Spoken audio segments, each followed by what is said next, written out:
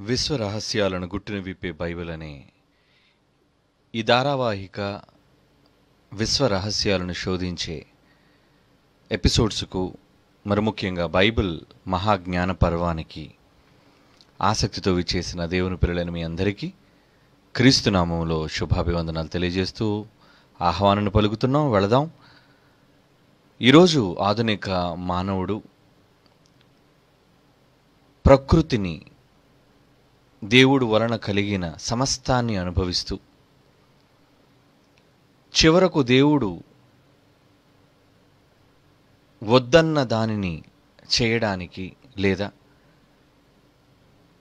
దాటి వెళ్ళొద్దు అని పొలిమేర హద్దును గీసిన ఆ గీతను దాటి మనిషి తనకున్న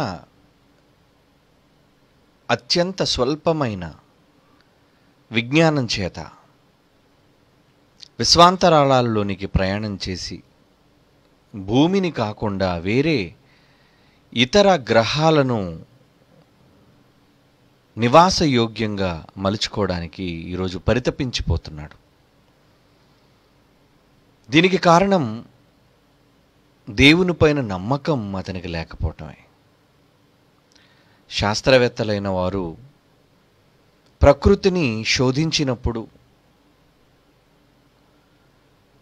అవి చెబుతున్న నిజాలను వారు ఇమిడ్చుకోగలిగితే, అర్థం చేసుకోగలిగితే ఖచ్చితంగా ఈరోజు కోటాను కోట్ల రూపాయల ప్రజాధనం లేదా ప్రజల కష్టార్జితం అని చెప్పాలి. ప్రతి దేశం ప్రజాధనాన్ని నిర్వీర్యం చేసి ఉండకపోదు. అంటే ఈరోజు ప్రజల కష్టాన్ని కోటాను కోట్ల రూపాయల రూపంలో ఈ ఖగోళ శాస్త్రము పైన పరిశోధనల పేరిట ఖర్చు చేస్తున్నారు అన్నది నిజంగా అమాయకులైన ప్రజలు ఎరుగలేని సత్యం. ఎందుకంటే ఒక దోమ ఎలాగైతే ఒక వ్యక్తికి తెలియకుండానే అతని రక్తాన్ని పీల్చుతుందో, ఈరోజు ప్రభుత్వాలు కూడా ప్రజల కష్టార్జితాన్ని వాళ్ళకి తెలియకుండానే మరి కోటాను కోట్ల రూపాయలను, ధనాన్ని, ప్రజాధనాన్ని తమ వ్యర్థమైన ప్రయోగాలను లేదా తాము నిష్ఫలులు కాబోయే ప్రయోగాలపైన వారు పెట్టుబడిగా పెడుతున్నారు అన్నది ప్రజలు తెలుసుకోలేకపోతున్నారు. దీనంతటికీ కారణం ప్రజలకు దానిపైన అవగాహన లేకపోవటమే. ప్రభుత్వ అధికారులను ఓటు పేరట గద్దెలను ఎక్కించి వాళ్ళని ఎన్నుకొని అధికారాన్ని వాళ్ళకి కట్టబెట్టినందుకు అధికారులుగా వాళ్ళు ఏం చేస్తున్నారో ఆ దేశ ధనాన్ని అన్నది ప్రజలు ఎరుగకపోవటం వలన తమకు నచ్చినట్లుగా ప్రజాధనాన్ని దుర్వినియోగపరుస్తున్నాయి నేడున్న ప్రపంచ దేశాల ప్రభుత్వాలు అని చెప్పక తప్పదు. ఎందుకంటే ఒకరిని చూచి ఒకరు, పులిని చూచి నక్క వాతలేసుకుంది అన్నట్టుగా ఒక దేశం ప్రయోగాలు చేస్తుంటే మేమెందుకు ప్రయోగాలు చేయకూడదు అనే పేర్ల కోసమో, గొప్పల కోసమో, లేదా ప్రజలను మభ్యపరచటం కోసమో ఇటువంటి తప్పుడు నిర్ణయాలను ప్రజాప్రభుత్వాలు తీసుకొని వారు కూడా ఈ వ్యర్థమైన ప్రయోగాల పేరిట ప్రజాధనాన్ని నిర్వీర్యం చేస్తున్నారు. కనుక ప్రియులారా, ఇటువంటి దౌర్భాగ్య పరిస్థితిలో ఈ ప్రజలను, ప్రభుత్వాలను సైతం హెచ్చరించవలసిన అవసరత దేవుని విజ్ఞానాన్ని నేర్చుకున్న ఆయన వారసులకే ఉంది. కనుక ప్రపంచ దేశాలను హెచ్చరించాలి. ప్రజాధనం తప్పుత్రోవ పడుతున్నప్పుడు, ప్రజల కష్టార్జితం వారి ఆకలిపైన, వారి నిత్యావసరాలపైన ఉపయోగించాల్సింది పోయి ఎక్కడో కనబడే ఎండమావులు లాంటి వాటి కోసం ఒక అమాయక జీవి ఎలాగైతే పరుగులు పెడుతుందో అలా అక్కడ లేని వాటిని ఉన్నట్టుగా భావిస్తూ ఈరోజు ప్రపంచ దేశాల పరుగు రేస్ ఖచ్చితంగా అలాగే ఉందని చెప్పాలి. తీక్షణమైన ఎండ వేడిమి భూమిని తాకినప్పుడు ఎడారి ప్రాంతాలు మనకు తెలుసు, అక్కడ నీటి చుక్క అనేది దొరకదు. కానీ అటువంటి పరిస్థితుల్లో దూరం నుంచి కేవలం వాయువులలో ఏర్పడిన కొన్ని రసాయనిక మార్పుల వలన తేలియాడే నీళ్లు కనబడుతున్నట్లుగా భావించే ఒక అమాయక జీవి పరిగెట్టుకుంటూ అక్కడికి వెళుతుంది, కానీ అక్కడ ఏమీ ఉండదు. అది ఎడారి. అక్కడికి వెళ్ళిన తర్వాత అది నిరాశ చెందక తప్పదు. ఇలా ఎంత దూరం ప్రయాణించాలి చెప్పండి. దాని కనుచూపు మేరలో పరిగెత్తుకొని అక్కడ నీరు ఉంది అనే ఆశతో వెళ్ళిన తరువాత అక్కడ నీరు లేకపోగా ఎండమావి అంటారు దాన్ని. మరలా కొంత దూరం చూసేసరికి అక్కడ మరలా నీళ్లు కదిలి ఆడుతున్నట్లుగా అది కనబడటం, మరలా ఆసక్తితో అది పరిగెట్టడం, చివరకు దానికి మిగిలేది నిరాశ. కారణం అవి ఎండమావులు అంటారు, మిరాజెస్ అంటారు వాటిని. ఈరోజు ప్రపంచ దేశాలు కూడా ఈ విశ్వంలోని ఎండమావుల కోసం పరుగులు తీస్తున్నాయి అని చాలా ఖచ్చితంగా చెప్పొచ్చు. ఎందుకంటే భూమి మీద సకల వసతులు, సకల సౌకర్యాలు, ఏ లోటు భూమి మీద ఉంది చెప్పండి? ఏమీ లేదు భూమి మీద చెప్పండి. దేవుడు భూమిని మనుషుల కొరకు నివాసయోగ్యమైనదిగా మలిచాడు. అలా చేయడానికి ఎంత చక్కటి ఈ వాతావరణాన్ని, భూమి మీద ఉన్న జీవరాశులను చేశాడు అన్నది గత ఎపిసోడ్స్లో సాక్ష్యాధారాలతో మనం చూసాం. భూమికి ఉన్న ప్రత్యేకత. ఇంత ప్రత్యేకమైన ఈ భూగోళాన్ని విడిచిపెట్టి పొలిమేరను దాటి మనిషి ధనాన్ని ఖర్చు పెట్టుకుంటూ ఈ నింగిలోకి ఎగిసిపోవాలి అనుకుంటున్నాడు. అది ఎన్ని తరాలు కానివ్వండి, ఇది 2020, 2050 రానివ్వండి, 2500 రానివ్వండి, 3000 కానివ్వండి, ఒకవేళ భూమి ఉంటే ఎప్పటికీ వారి యొక్క ఆశలు నిరాశగానే మిగులుతాయి అని ఒక బైబిల్ సంబంధించిన వ్యక్తిగా, బైబిల్ను పఠించిన వ్యక్తిగా భవిష్యత్తును వాళ్ళకి చెబుతున్నాను. ఇవి నా సొంత మాటలు కావు. సాక్షాత్తు మనందరి తండ్రి అయిన దేవుడే మానవాళి కోసం ముందుగా చేసిన హెచ్చరిక మాటలు అని భావించాలి. ఎందుకంటే అమాయక ప్రజలు దేవునిపైన నమ్మకం లేదు, శాస్త్రవేత్తలపైన నమ్మకం, వారిని మోసగించే ప్రభుత్వాలపైన గుడ్డి నమ్మకం, అడిగేవాడు లేక, లెక్కలు చూపించేవాడు లేక, తమకు నచ్చినట్లుగా ఈరోజు ప్రభుత్వాలు చేసుకుంటూ పోతున్నాయి. అంటే ప్రజాధనానికి కాపలాగా ఉండవలసిన ప్రభుత్వాలు దొంగలుగా మారిపోవటం వలన వారే ప్రజల కష్టార్జితాన్ని దోచుకుంటున్న వైనం ఈరోజు. ఇది ఒక దేశం అని చెప్పడం కాదు, ప్రపంచ దేశాలు ఇంచుమించు సుమారు ఏవైతే విజ్ఞానం పేరట, అగ్రరాజ్యాల పేరట అభివృద్ధిని సాధించిన దేశాలుగా పిలువబడుతున్నాయో అన్నీ కూడా ఈ ప్రజా దోపిడీ కార్యక్రమాన్ని ఆరంభించాయి. ఈ భూమి మీద ఏమి కొరత ఉందని చెప్పండి? ఈరోజు అంగారక గ్రహం పైన ఆశగా ఎదురు చూస్తుంది ఈ మానవ సమాజం. పిచ్చివాళ్ళు కారా వాళ్ళు? ఎవడో చెప్పిన తప్పుడు మాట ఏంటంటే భూమి కొద్ది రోజుల్లో నాశనం కాబోతుంది, కొన్నేళ్ల తర్వాత భూమికి మిగలదు, కనుక అంగారకుడి దగ్గరికి వెళ్ళిపోదాం.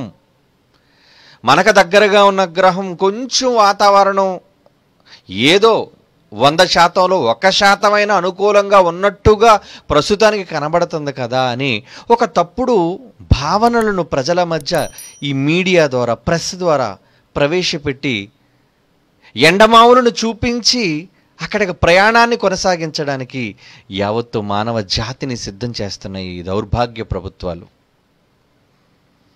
కారణం వాళ్ళకి దేవుని జ్ఞానం లేదు, వాళ్ళ దగ్గర లోపించింది.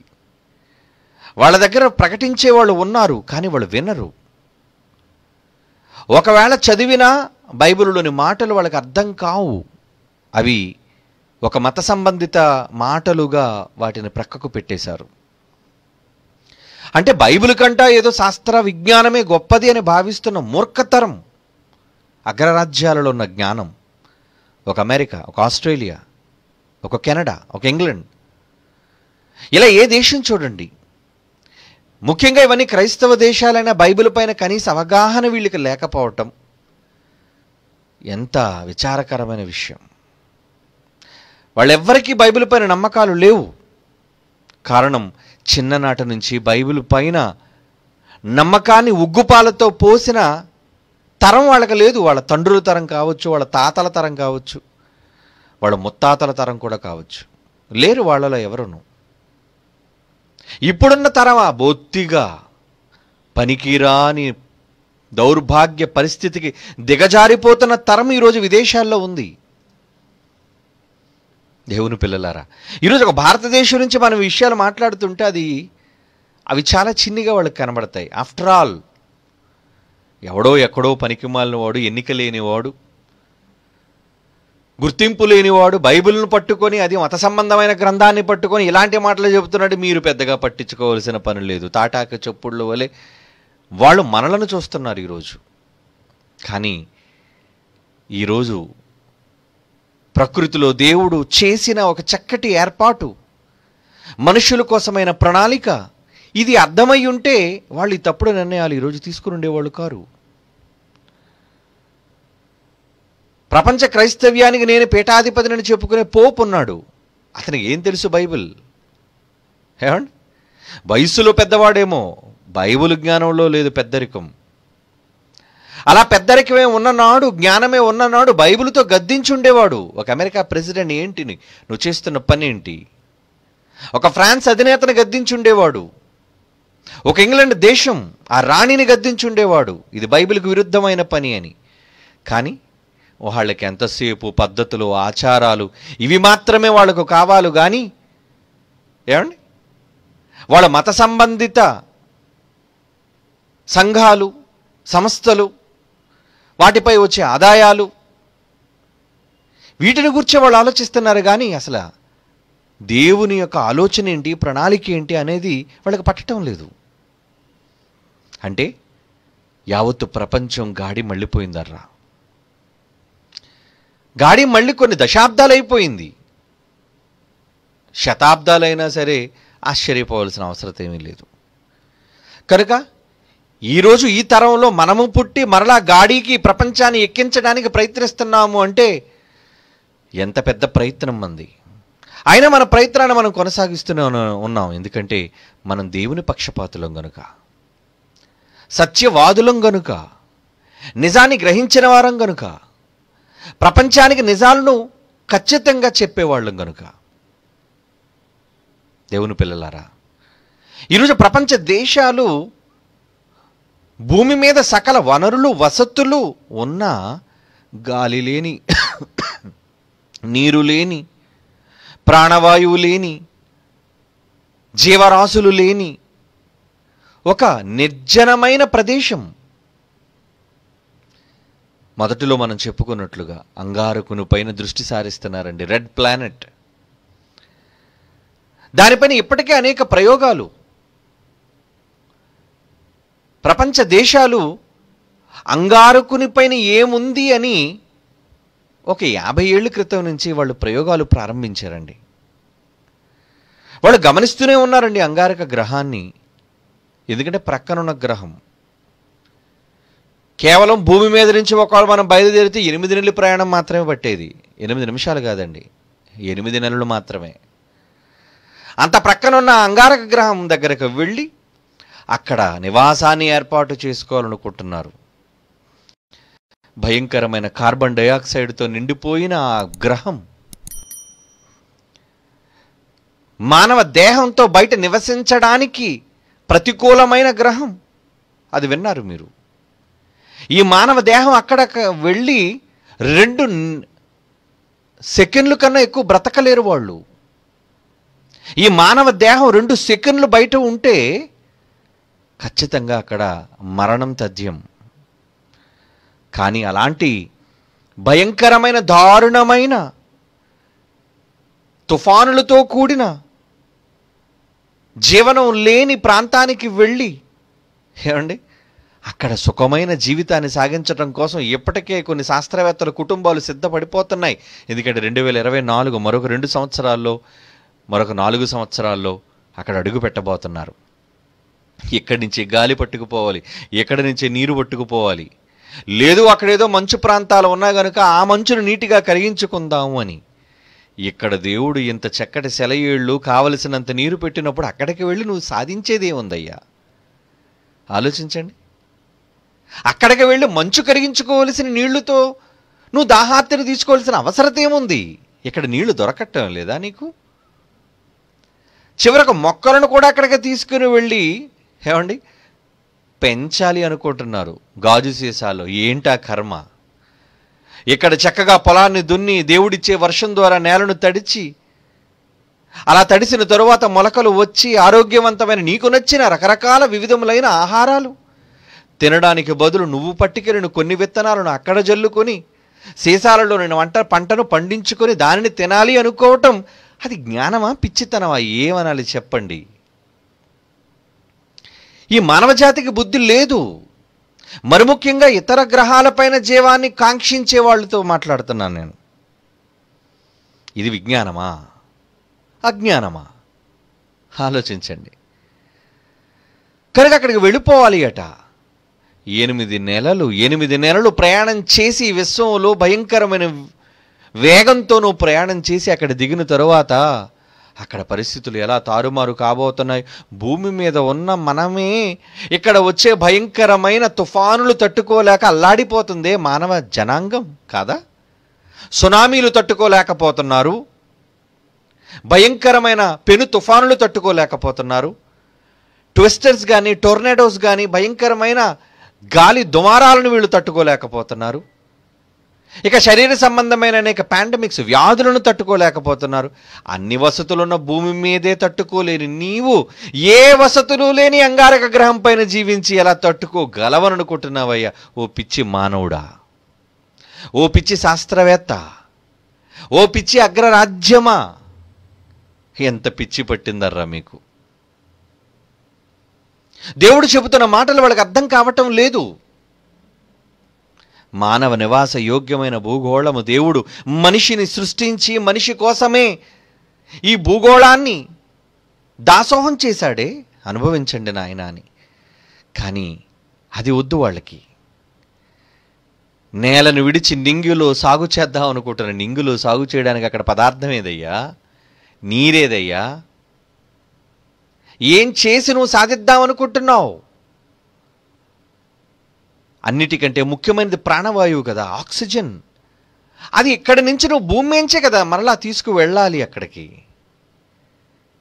ఏదో ప్రయోగాలతో ఏదో చేద్దాము అనుకుంటున్నావు, కానీ అక్కడ ప్రయోగాలు విఫలమైతే అన్ని వసతులతో దేవుడు చక్కటి భూగోళాన్ని చేసినందుకు నిమ్మళంగా హ్యాపీగా పడుకొని అన్నిటిని అనుభవించి ఆ దేవునికి స్తోత్రం చెప్పవలసిన నీవు ప్రతి క్షణం బిక్కుబిక్కుమంటూ తోచని పరిస్థితుల్లో ఎక్కడికో వెళ్ళి ఇతర గ్రహం పైన పడుకోవాలనుకోవటం, జీవనం సాగించాలి అనుకోవడం ఎంత అవివేకం బైబిల్ చెబుతుంది అలాంటి వాళ్ళతో. వాళ్ళు విజ్ఞానవంతులు కారు, అజ్ఞానం. కారణం వాళ్ళకు ఒక సూత్రం తెలియదు. ఇప్పుడు ఈ ప్రపంచానికి తెలియని ఒక సూత్రం. ఏంటా సూత్రం? భూమి పోయిన అంగారకుడు ఉంటుందిలే, అంగారకుడిలో జీవనం సాగించొచ్చులే అనుకుంటున్నారు. అంటే కోట్ల మంది చచ్చినా పర్వాలేదా, డబ్బున్నోడు నువ్వు ఎగిరిపోదాం అనుకుంటున్నావు కదా. నీ దగ్గర విజ్ఞానం ఉంది, నీ దగ్గర స్పేస్ షటిల్స్ ఉన్నాయి, రాకెట్స్ ఉన్నాయి, ఇంధనం ఉంది, ఆక్సిజన్ ఉంది, బాగా డబ్బు ఉంది. కాబట్టి ఏమండి ఈరోజు భూమి మీద ఉన్న 750-60 కోట్ల మంది జనాభా ఉంటే ఎంతమందిని నువ్వు అంగారక గ్రహానికి తీసుకుని వెళ్ళాలనుకుంటున్నావు?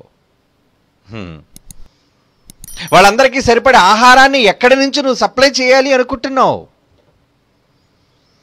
వాళ్ళకు ఒక తెలియని నిజం ఈరోజు ఈ పాఠంలో మీరు తెలుసుకోవాలి. భూమి పోతే విశ్వమంతా ఉంటుందిలే క్షేమంగా అని అనుకుంటున్నారు.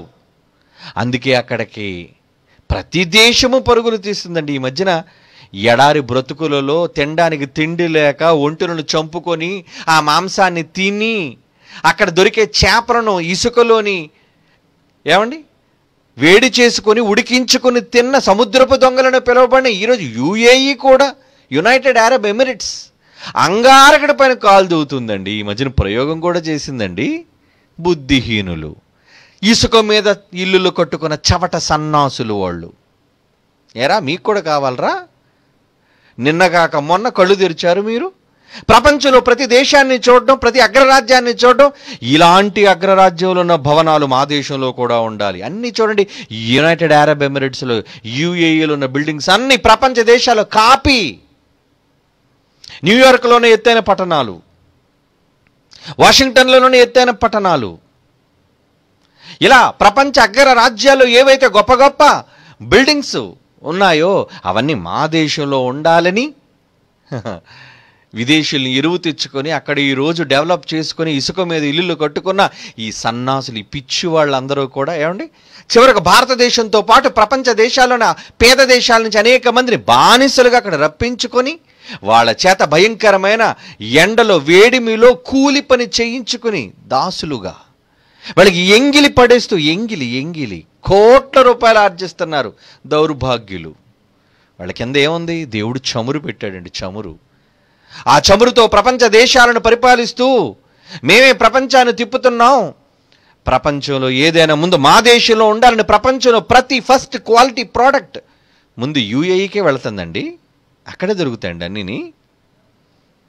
ఈరోజు సుసంపన్నమైన దేశంగా కేవలం ఒక 50, 60, 70 సంవత్సరాల పరిధిలోనే డెవలప్ అయిపోయారండి వాళ్ళు. విదిన్ స్పాన్ ఆఫ్ 50 years, 50 సంవత్సరాల్లో ఎంత అభివృద్ధిని కాంక్షించేశారండి వాళ్ళు. డబ్బు, పేదల కష్టం, అక్కడ కూలి చేసిన అమాయకుల కష్టార్జితం మీద బ్రతుకుతున్న సన్నాసులు వాళ్ళంతా. వాళ్ళకు కూడా ఏం కావాలి?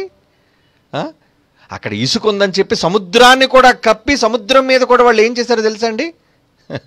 ఐలాండ్స్ నిర్మించుకున్నారండి. కృత్రిమమైన ఐలాండ్స్, దీవులు,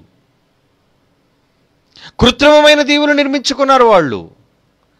చాలదురా భూమి మీద ఉన్న ఈ భూభాగం మీకు చాలదా? ఇంకేం కావాలి? అంగారకుడి మీద మేము కూడా రేసులో పాల్గొంటా అని ఆ చవట సన్నాసులు ఈ మధ్యన విడిచిపెట్టిన చూడండి. ఆ వీడియో ఒకసారి మీరు చూడండి.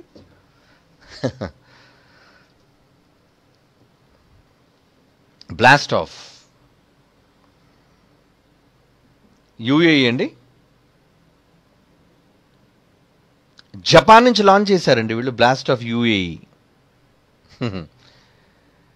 వాళ్ళు చూడండి ఎలాంటి ప్రయోగాన్ని చేస్తున్నారు. వాళ్ళు కూడా రాకెట్ ఉందా? అదిగోండి, ఇది ఎవరిదో కాదండి, యునైటెడ్ అరబ్ ఎమిరేట్స్.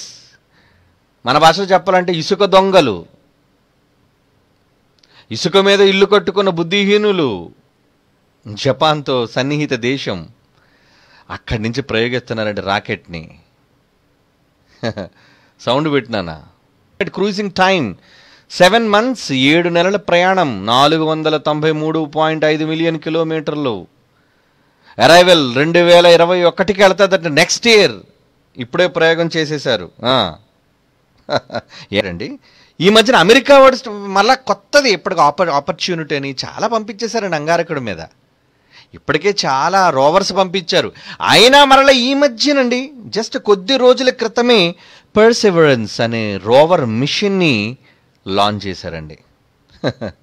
ఏమండి చూస్తారా? వార్త చూడండి, వార్త, తెలుగు వార్త చూద్దాం మనం. ఓకే, ఇది పేరేనా? పర్సివరెన్స్ అంటారు దీన్ని. అంటే అమెరికా వాళ్ళు పంపిస్తున్నారు మరలా అంగారకుడి మీదకి. ఏమున్నాయండి రా అక్కడికి? ఆ ఎర్రగ్రహం మీదకి ఎందుకురా? ఎర్రగా కనబడుతుందనా? Okay, play. 8, 7, 6, 5, 4. Engine ignition 2, 1, 0. And liftoff. As the countdown to Mars continues, the perseverance of humanity launching the next generation of robotic explorers to the Red Planet. రోబోట్లు పంపిస్తున్నారండి. అక్కడ చిన్న హెలికాప్టర్ కూడా, హెలికాప్టర్ అంటే మన పెళ్ళిళ్ళు తీస్తారు చూసారా, అటువంటిది కూడా పంపిస్తారంటే ఈ అంతకుముందు చిన్న బళ్ళు లాంటివి పంపించాము, అవి తిరగడానికి సంవత్సరాలు అంతా కలుపుకుంటే 10 ఏళ్ళు కలుపుకుంటే 10 కిలోమీటర్లు కూడా వెళ్ళలేదు. ఇప్పుడు ఏంటంటే కొంచెం గాలిలో ఎగిరేవి ఏమైనా పంపిద్దామని చెప్పి ఇదిగోండి ఇప్పుడు పంపించారండి. దాని పేరు పర్సివరెన్స్. ఏమండి దేనికట తెలుగులో వార్త చూద్దాం. ఏమండి ఒక పక్క చైనా వాడు పంపించి, ఒక పక్క అందరికన్నా అదముడైన యుఏఈ లాంటి చిన్న దేశమైన ఆడు పంపించి తారాజవ్వని, ఏమండి అగ్రరాజ్యాలు పంపించి, ఎందుకట వీళ్ళందరూ పంపిస్తున్నారు? ఏమండి ఎందుకట? ఒకసారి న్యూస్ ప్లే చేయనా, న్యూస్ ప్లే చేయి మాకు తెలుగులో. 5 మహాసముద్రాలు. ఇవి కాదు నాన్న, ఇది కాదు. న్యూస్ ఉంటుంది కదా, యూఏఈ లాంచ్ వీడియో 10 seconds ఏదో ఉంది కదా, లేదా చూడు వార్త ఉంటుంది. మనం న్యూస్ చదివిన వాళ్ళు ఈ మధ్యన వాళ్ళు విడిచిపెట్టింది తెలుగులో. సరే వేయండి, మీ దగ్గర ఉన్నది వేయండి.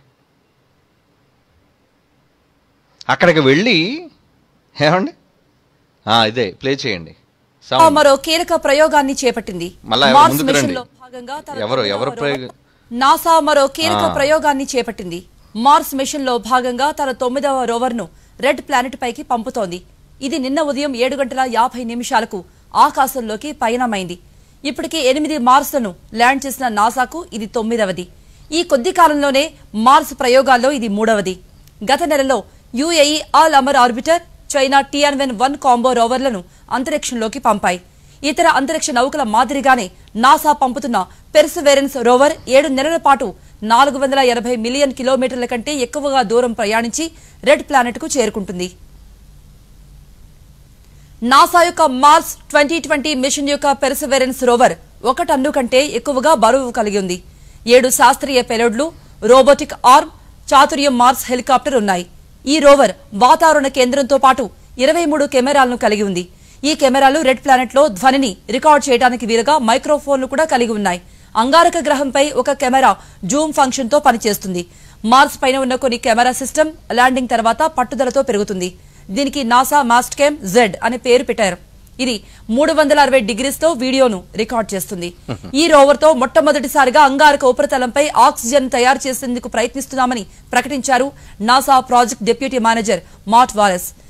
రోవర్ జెజిరో క్రేటర్ లోకి అడుగుపెట్టినప్పుడు ప్రమాదాలను నివారించడానికి మొదటిసారిగా స్వయం ప్రతిపత్త వ్యవస్థని ఉపయోగించుకునే అవకాశం కల్పించామని ఆయన వివరించారు. భవిష్యత్తులో రోబోటిక్ చూసారా వాళ్ళ అజ్ఞానం ఎంతగా పెరిగిపోయిందో. వాళ్ళు దానివల్ల సాధించేది ఏముంది చెప్పండి?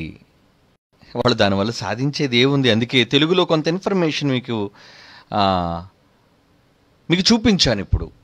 దేవుని పిల్లలారా, ఈ భూమి ఎంత చక్కటి గ్రహం, ఎంత అనుకూలమైన ప్రదేశం. మన ఇల్లు అని చెప్పాలి, హోమ్ ప్లానెట్. మన ఇంటిలో మనకు కలిగే సౌకర్యాలు, ఆనందాలు ఎంత చక్కగా ఉంటాయో అదే ఆనందాన్ని భూగోళం మీద దేవుడు పెట్టాడండి. కానీ ఈ భూమిని దాటి ఈరోజు ఎక్కడికో వెళ్ళిపోవాలని ప్రపంచ దేశాలు చేస్తున్న ప్రయత్నాలు ఏమండి, నిజానికి ఈ విశ్వంలో చాలా పెద్దది కదా. మీరు చూసారు, ఈ విశ్వం చాలా పెద్దది.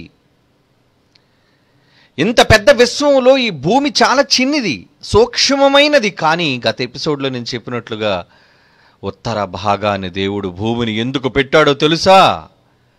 కేంద్రం. అది శాస్త్ర ప్రపంచానికి నేటికి తెలీదు.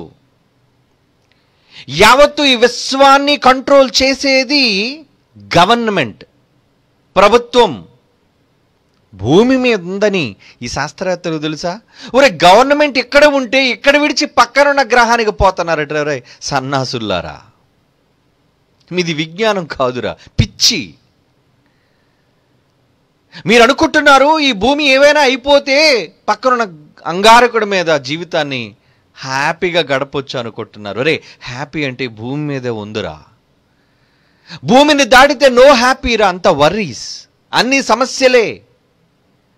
ప్రతి క్షణం ప్రాణాన్ని అరచేతిలో పట్టుకొని బ్రతకడమే. అది అనుభవిస్తేనే కానీ అర్థం కాదు ఈ దౌర్భాగ్యులకి. ఈ చక్కటి భూగోళాన్ని విడిచిపెట్టి ఎక్కడికో వెళ్ళిపోయి ఉండాలి అనుకుంటున్నాడు. వీడు ఇంకా పక్కనున్న గ్రహానికేనండి, వీడికన్నా పెద్ద పిచ్చోళ్ళు ఉంటారని దేవుడు ముందుగానే చెప్పాడండి. ఏమని? ఒక మంచి మాట చూద్దాం. ఉపద్య గ్రంథం, బైబిల్ తెరవండి ప్రియులారా. ఉపద్య గ్రంథం 1వ అధ్యాయం 4వ వచనం. ఉపద్య గ్రంథం 1వ అధ్యాయం 4వ వచనం. పక్షిరాజు గూడంతా ఎత్తున నివాసము చేసుకుని నక్షత్రములలో నీవు దాని కట్టినను, నక్షత్రాల్లో ఒకవేళ నువ్వు వెళ్ళి గూడు కట్టుకున్నా అచ్చట నుండి నేను నిన్ను క్రింద పడవేతును, నువ్వు కింద పడిపోతావురా అని దేవుడు చెప్పాడు. ఇదే యెహోవా వాక్కు. ఇది నీ తండ్రి మాట. అంటే నువ్వు పడటం ఖాయం. నువ్వు ఆకాశ నక్షత్రాల్లోనికి వెళ్ళి అక్కడ ఒకళ్ళు గూడు కట్టుకొని ఏదో నివసిద్దామని నువ్వు అనుకున్నా పడటం ఖాయం. కృత్రిమంగా నువ్వేదో ఏర్పాటు చేసుకుని బ్రతుకుదాం అనుకున్నా నీ పతనం ఖాయం. నువ్వు ఫెయిల్ అవ్వడం ఖాయం. ఎందుకంటే భూమి మీద చక్కటి వాతావరణం, చక్కటి ఆకర్షణ, ఎన్ని సౌకర్యాలు, ఎన్ని రంగులు, ఎన్ని జాతుల జీవరాశులు, ఎన్ని ఆహార పదార్థాలు నీ రుచి కోసం. ఇన్నిటిని చేసిన దేవుణ్ణి ప్రక్కకు పెట్టి దేవుని జ్ఞానాన్ని కాదని ఎక్కడికో ఆవరణ నక్షత్రాలను ఎగరగలను, రెక్కలు నాకు ఉన్నాయి అనుకుంటున్నావా? ఒరే, దేవుడు చెప్పిన మాట వినరా? వింటే నీ బ్రతుకు బాగుపడుతుందిరా. తండ్రి చెప్పిన మాట వినకపోతే నీ పని అధోగతి.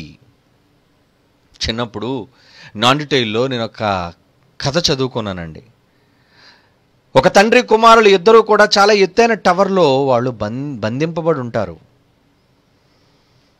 చాలా సంవత్సరాలుగా ఇక వాళ్ళకి విడుదల లేదు, చచ్చిపోయినంత వరకు అక్కడే ఉండాలని. ఎత్తైన ప్రదేశం, ఎత్తైన శిఖరం లాంటిది, అది కొండ మీద ఎత్తైన గోపురం లాంటిది. అక్కడ వాళ్ళు బంధించి ఉంటారు.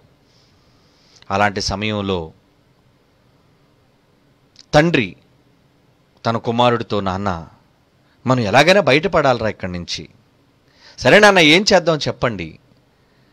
ఓకే నాన్న, అక్కడికి వచ్చే పక్షులు, జాగ్రత్తగా వచ్చిన పక్షులన్నిటినీ కూడా వీళ్ళ ఆహారాన్ని అక్కడ పెట్టి పక్షులను ఆకర్షించి ఆ పక్షుల ఈకలన్నిటినీ కూడా తీసుకొని వాటిని ఒక దగ్గర కూర్చి, ఏమండి, వాళ్ళ ఆహారంలో కొంత భాగాన్ని జాగ్రత్తగా దాన్ని వ్యాక్స్గా లేదంటే కొవ్వొత్తుగా వాళ్ళ వెలిగించే దీపంలోని ఆ కొంత కొవ్వును తీసి ఆ రెక్కలుగా తయారు చేసుకుంటారండి తండ్రి కొడుకులు ఇద్దరును కూడా ఆ కథలో.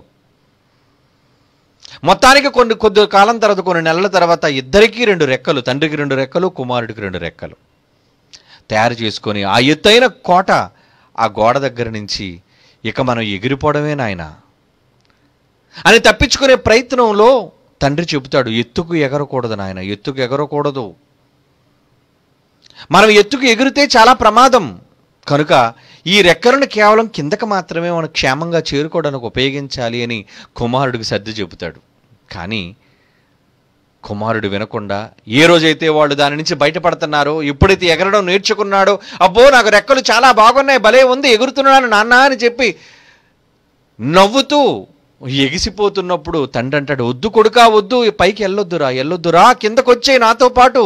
లేదు నాన్న, ఇన్ని రోజులుగా నేను బంధింపబడి సంవత్సరాలుగా ఉన్నాను, ఇప్పుడు నాకు రెక్కలు వచ్చాయి, నేను ఎగిరిపోతాను.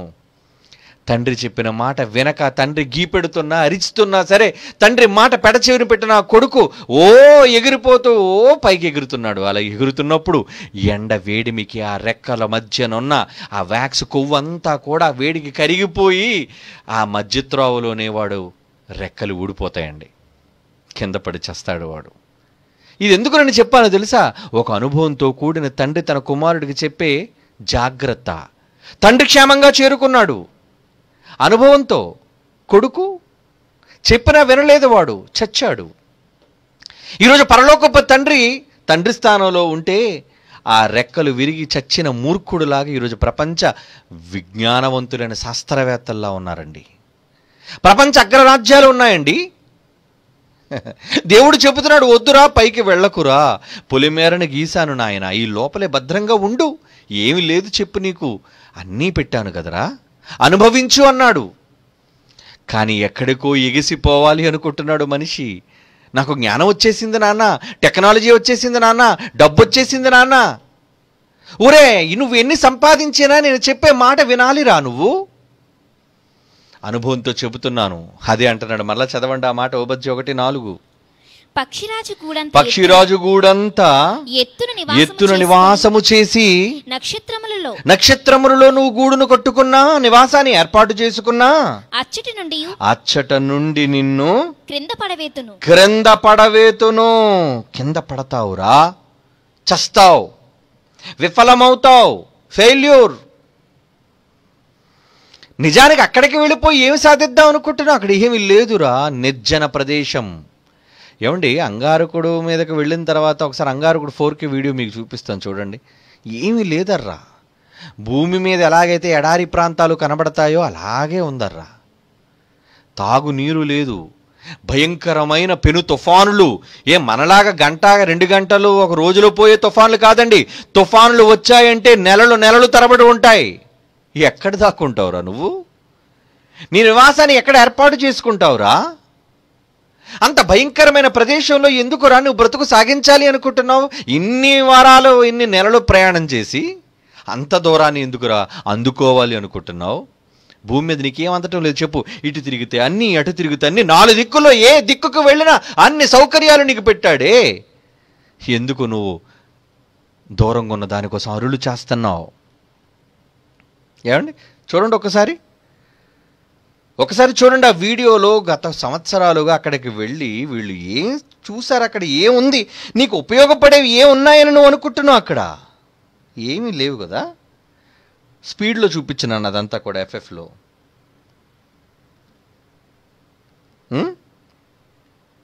Mars in 4K.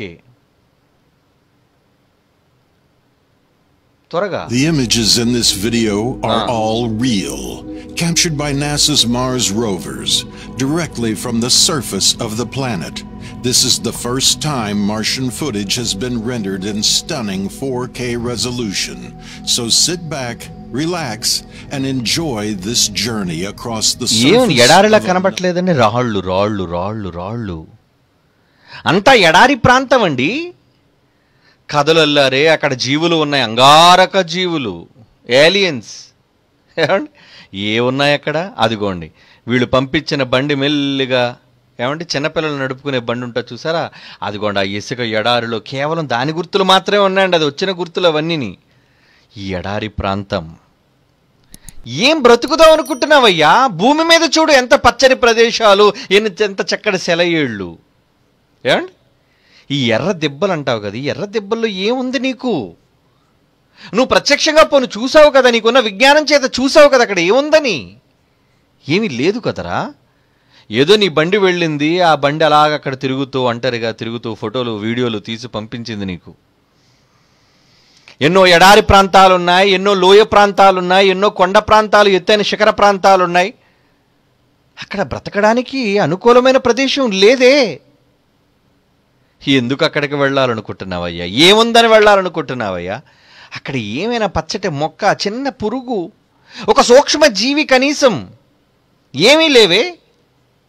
ఏమీ లేని దగ్గరకు ఎందుకు పరుగులు తీయాలి అనుకుంటా? ఏం చేసుకుంటా? రాళ్లను తిని బ్రతకలేవు కదా. ఆ కొండల మధ్య నువ్వు నివాసాన్ని ఏర్పాటు చేసుకుని నువ్వు బ్రతకలేవు కదా. ఇవన్నీ ఒరిజినల్ ప్యూర్ వీడియో ఫుటేజ్. అంగారక గ్రహం పైనున్న ప్రదేశాలు ప్రత్యక్షంగా చూస్తున్నారు ఇప్పుడు మీరు. మీరు అక్కడ నిలబడితే ఇదే ఉంటుందండి. ఇది బొమ్మ కాదు, ఆర్టిస్ట్ వేసిన బొమ్మ కాదు, రియల్ వీడియోస్.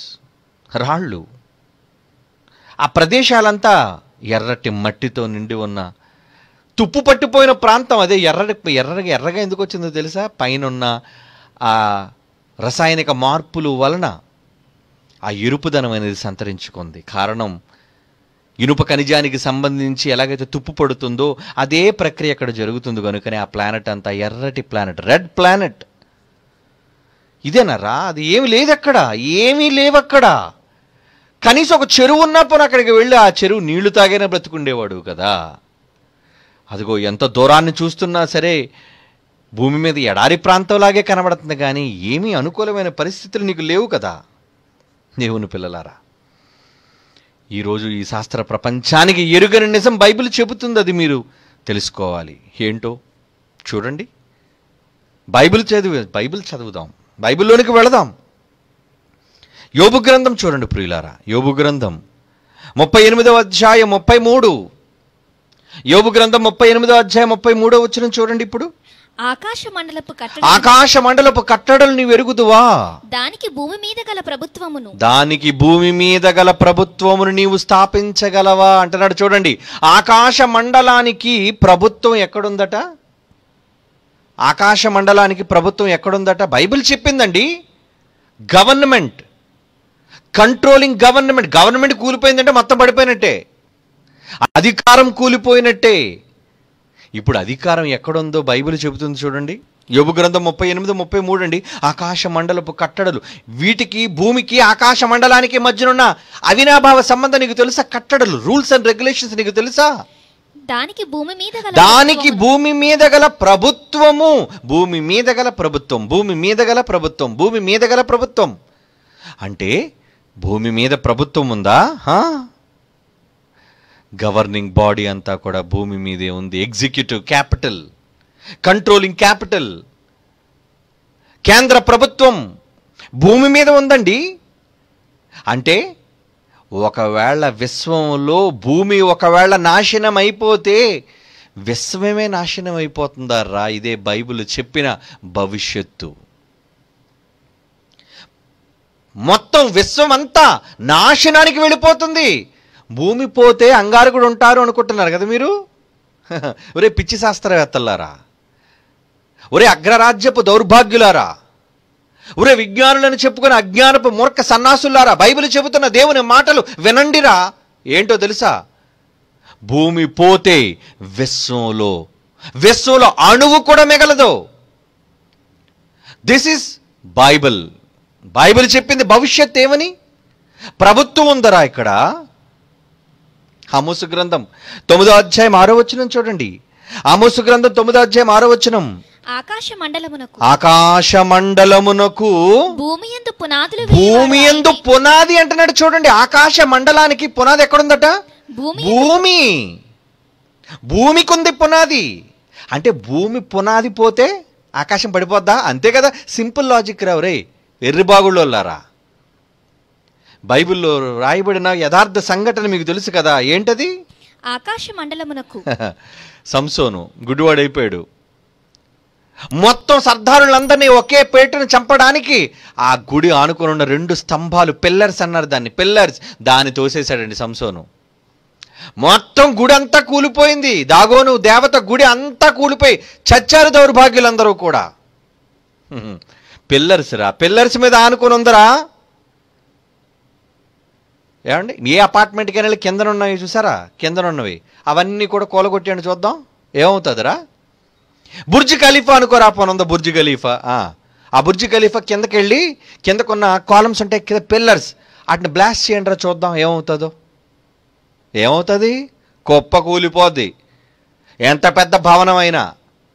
ఇది నీకు తెలిసిన కనీస జ్ఞానం అనుకుంటే బైబిల్ చెప్తుంది చూడు, ఈ మాట చదువు. ఏంటి? ఆమోస్ 9:6.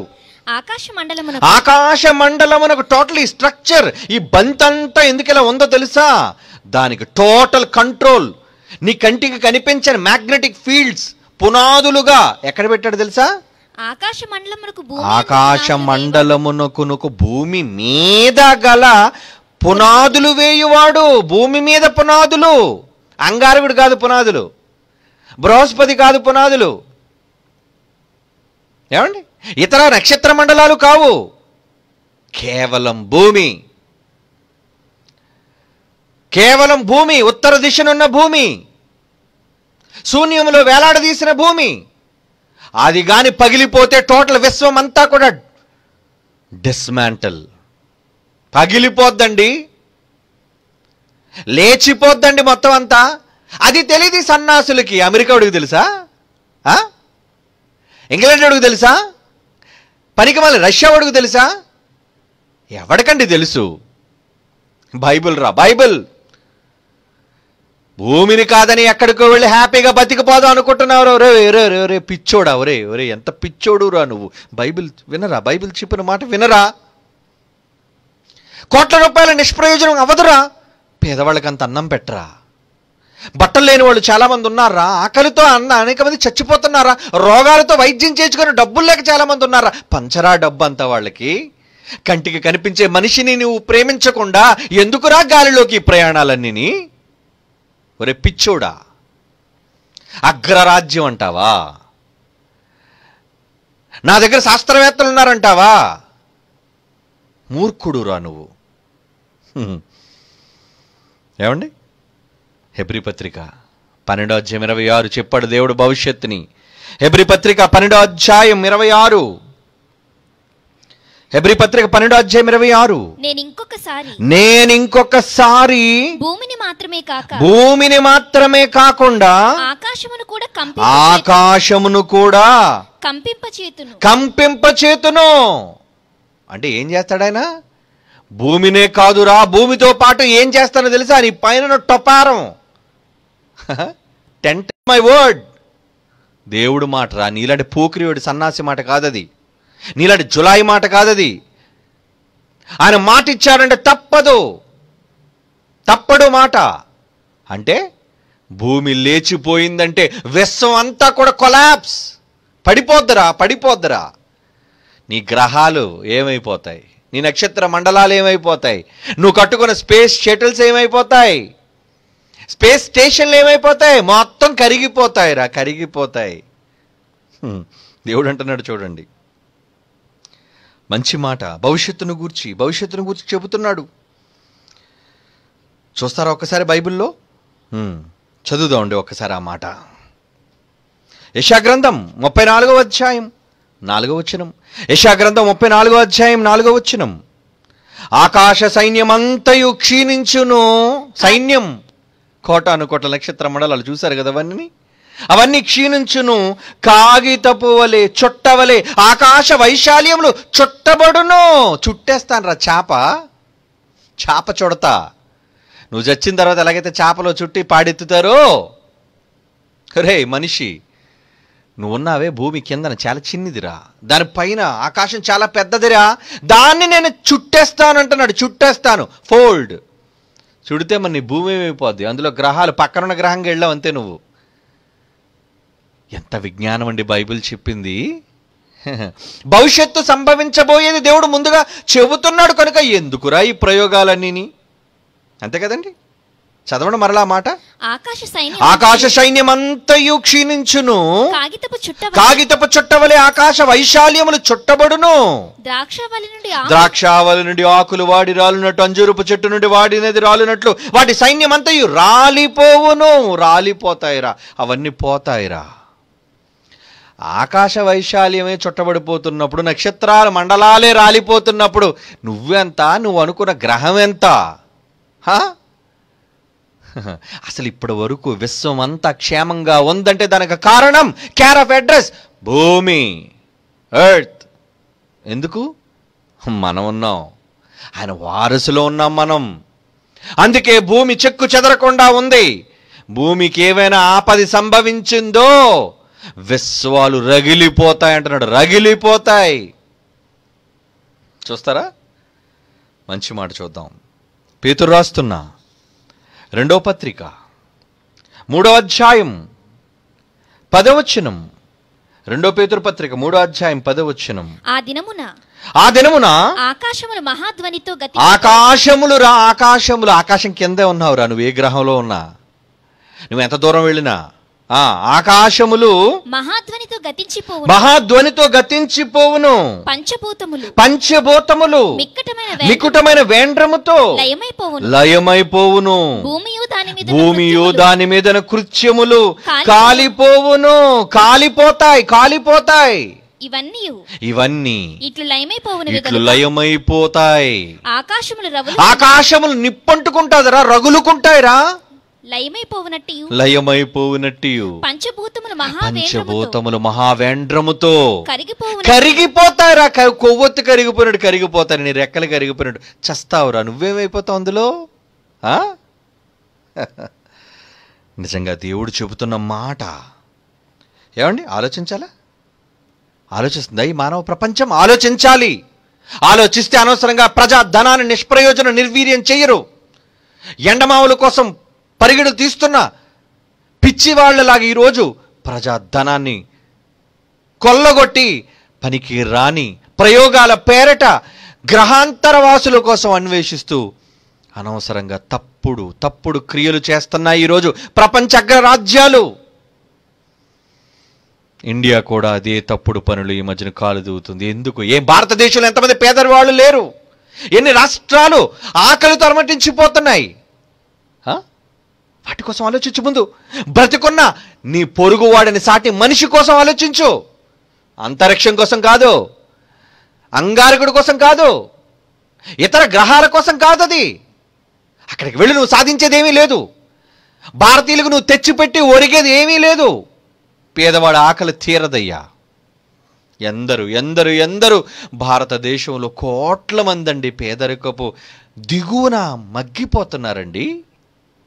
ప్రపంచ దేశాల్లో కూడా చైనా దేశంలో పేదవాళ్ళు లేరనుకుంటున్నారా? అమెరికాలోని వీధుల్లో చూడండి అడుక్కు తిన్నోళ్ళు ఉన్నారు. అమెరికాలో కూడా చింకు కోట్లు వేసుకొని వీధి సందుల్లో వీధి మూలలంట పడుకొని $1 ముష్టి ఏమో అడుక్కుంటున్నారు. అక్కడ కూడా ఉన్నారు.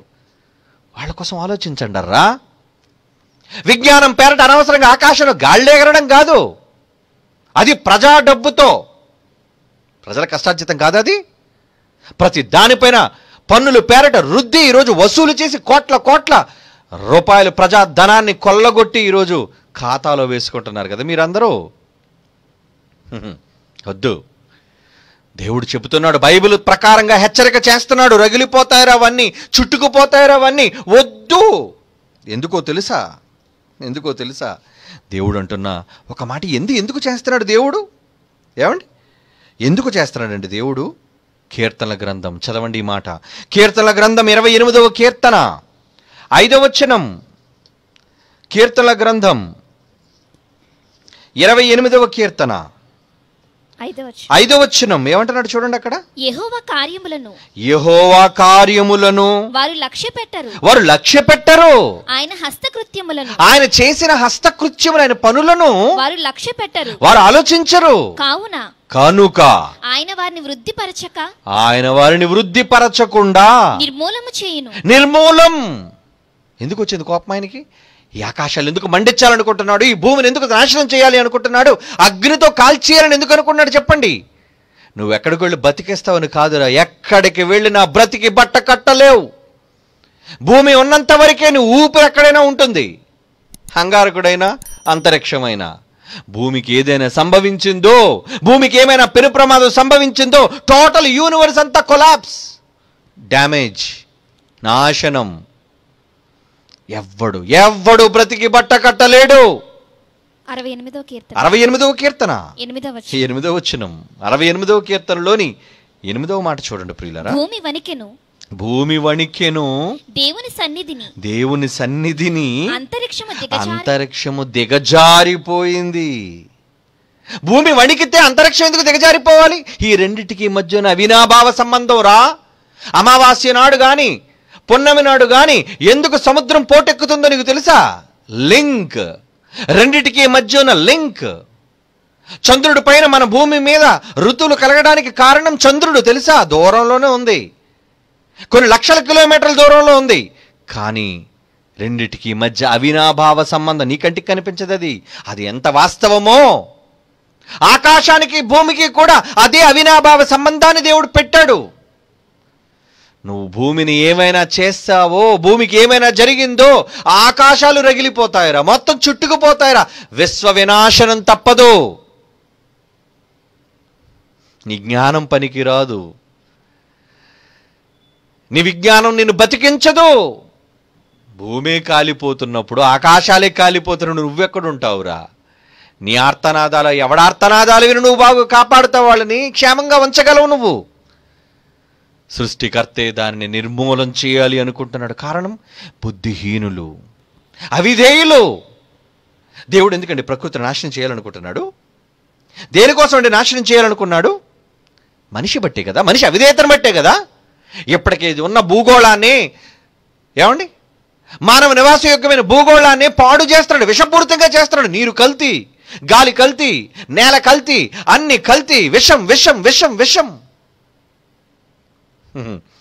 ఇది చాలదన్నట్టు ఇప్పుడు ప్రక్కనున్న గ్రహాలను కూడా విషపూరితం చేయడానికి సిద్ధపడుతున్నాడు నీ దగ్గర ఉన్న డబ్బుతో, ప్రజాధనంతో.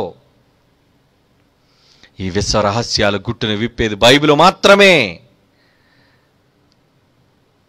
ఎవడో చోట చచ్చిపోయాడు చెప్పేసి ఏమని మనం ఇతర గ్రహాలకు వెళ్ళిపోదామని నరకానికి పోయాడు దౌర్భాగ్యుడు స్టీఫెన్ హాకిన్స్. హబిటి వేధవ, ఆడొక శాస్త్రవేత్త అంటే పిచ్చి వేధవ. మనం ఇంకో గ్రహాల్లోనికి వెళ్ళిపోదాం. బతుకున్నంతకాలం ఒక ఎలియన్ని చూపించలేని చవట ఏమండి, ఆడే బతకడం తిన్నగా చేతకాని వాడు మానవాళ్ళనట ఇతర గ్రహాలపైన జీవింపజేస్తాడట. కాలిపోతున్నాడు ఇప్పుడు అక్కడ. ఆడు కాలిపోతున్నాడు వేదన పొందు స్థలంలో. దేవునికి విరుద్ధంగా పాపం చేశాడు వాడు. ఎవడికైనా అదే గతి. చక్కగా కడుపులో చల్ల కదలకుండా దేవుడు నిన్ను ఈ భూమి మీద పెట్టి ఆనందంగా బ్రతకరంటే ఎందుకురా గాలిలో ఎగురుతున్నావు విశ్వంలోనికి? ఆ విశ్వం మిగలదురా. దాని తాలూకా కంట్రోల్ అంతా కూడా భూమి మీదే పెట్టానురా. భూమి గాని బద్దలైపోతే, భూమి గాని ఏమైనా ప్రమాదం సంభవిస్తే యావత్తు ఆకాశాలే మండిపోతారా, కూలిపోతాయరా, వణికిపోతాయరా, దిగజారిపోతాయి. ఇవన్నీ బైబిల్లో చెప్పబడిన మాటలు కావా? ఏమండి, తీసేస్తాడు అవన్నీ. కీర్తనల గ్రంథం 102వ కీర్తన 26వ వచనం చూడండి.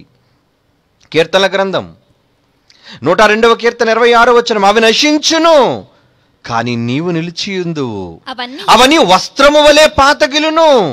ఒకడు అంగవస్త్రము తీసివేసినట్లు నీవు వాటిని తీసివేయుదువు, అవి మార్చబడును.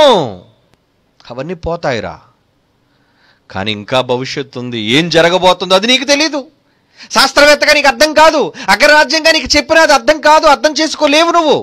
భవిష్యత్తు ఏంటో మాకు తెలుసు. అనవసరంగా అమాయకులైన వాళ్ళని నువ్వు ప్రేరేపించి ఎక్కడికో వెళ్ళిపోయి బతకొచ్చు అనే తప్పుడు మాటల చేత ఈరోజు ప్రపంచ మానవాళిని అగ్రరాజ్యాలు మోసగిస్తున్నాయి. ఇది ఇప్పుడు మీకు అర్థం కాదర్రా.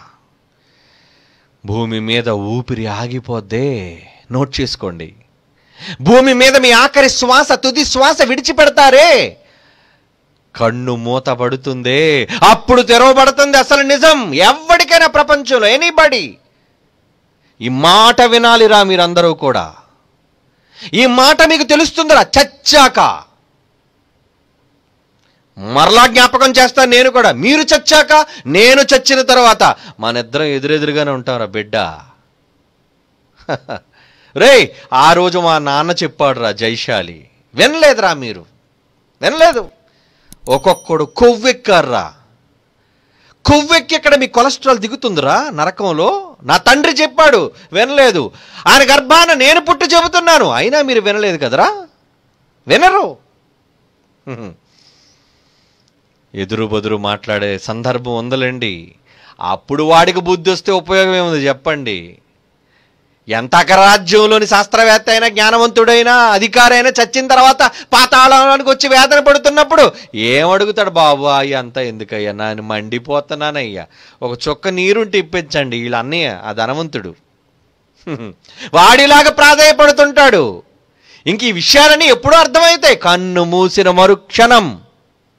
అప్పుడు విజ్ఞానం ఏంటో, బైబిల్ యొక్క విలువ ఏంటో, అబ్బా దేవుడు మాటలు ఎంత గొప్పవా, ఆయన మాటల్లో ఎంత వాస్తవాలు ఉన్నాయా. అరే రే, నేను మత గ్రంథంను కొట్టిపడేశాని, చట్టం చేసి అనవసరంగా పిల్లల పాఠ్య పుస్తకాలు బైబిల్ని తీసిపడేశామే, ఎంత తప్పు చేశామే. ఎన్నోసార్లు బైబిల్ పట్టుకొని క్రైస్తవులు చెబుతున్నా అడ్డగించామే, కొట్టామే, చంపామే వాళ్ళని. అప్పుడు అర్థమవుతుంది ఈ మూర్ఖులైన సన్నాసులకి. అంతవరకు అర్థం కాదు వీళ్ళకి. కానీ చెప్తాం, మన ధర్మం అది, మన ధర్మం. నువ్వు ఖర్చు చేసే కోట్ల రూపాయలు ముందు ప్రజా సంక్షేమం కోసం చేయి, ప్రజల పురోగాభివృద్ధి కోసం చేయి, ప్రజల జీవన విధానాన్ని మెరుగుపరచడం కోసం చేయి. నేను సంతోషిస్తాను, అవసరమైతే నీకోసం ప్రార్థన చేస్తాను. కానీ మానవాళ్ళని తొదముట్టించి మానవాళ్ళని దిగజార్చే పనులు చేస్తున్నప్పుడు, అది ప్రపంచం ఏ దేశమైనా సరే, వాడు ఎంత గొప్పవాడైనా వాడు చేసేది తప్పని బైబిల్ చెబుతుంది. కనుక ఈ విశ్వ రహస్యాన్ని తెలుసుకోవాలి. ఏంటది? భూమేరా విశ్వానికి పునాది. ఈ భూమి కాదని నువ్వెక్కడికి వెళ్ళినా భూమి మాత్రమే నాశనం అయిపోతే విశ్వం ఉంటుంది అనుకోవటం అది నీ అవివేకం.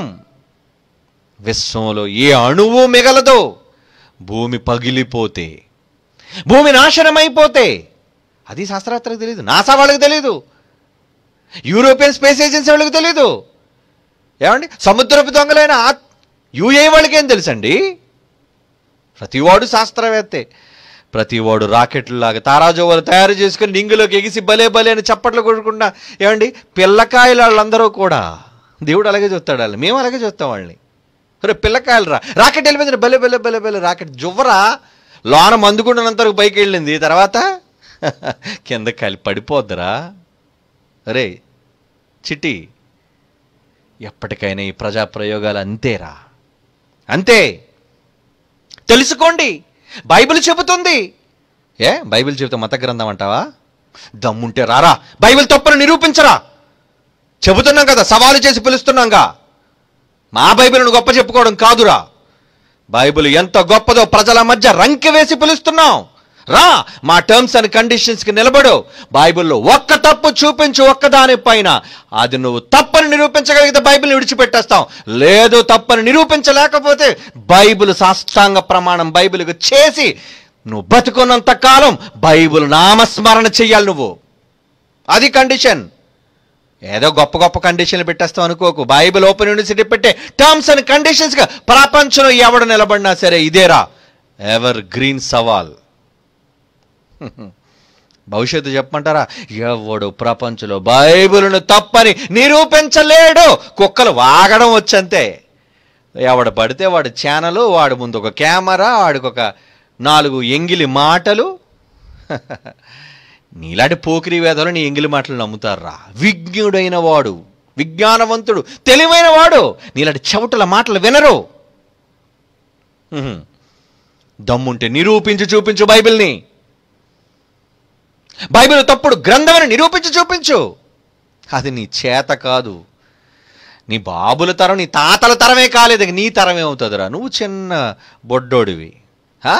నీ కడుపును పుట్టిన వాళ్ళు ఒక చవట్లాళ్ళు.